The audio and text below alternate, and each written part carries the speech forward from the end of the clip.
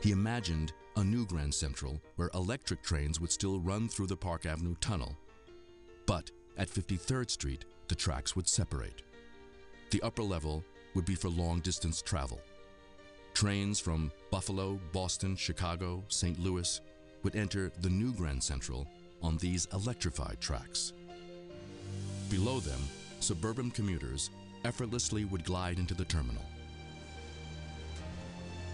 It was an elegant solution that not only rid New York City of the hated train yard, it increased Grand Central's capacity threefold.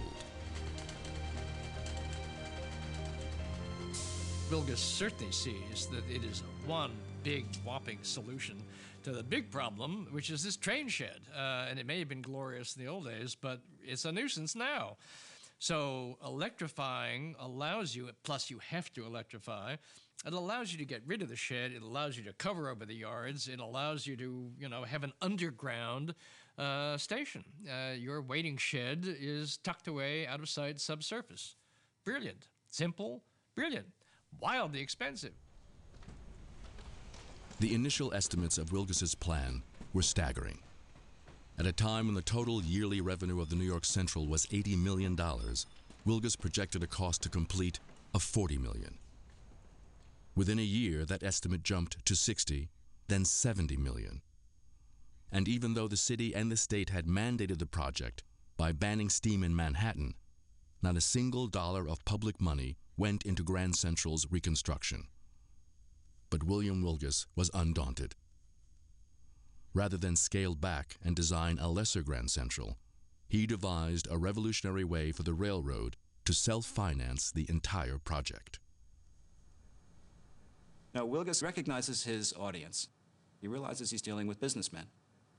He suggests that the railroad take advantage of one of its primary assets, real estate, because it can convert what is essentially a lost expanse of open scar on the city's topography, this vast field of train tracks and equipment, and turn that into one of the greatest single real estate residential developments in American history.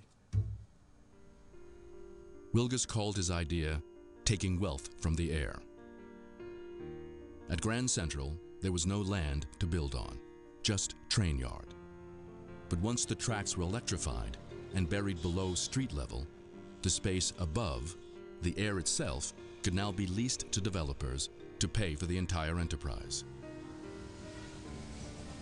It was the first ever application of what would eventually be called air rights, and it forever changed the American landscape. Park Avenue.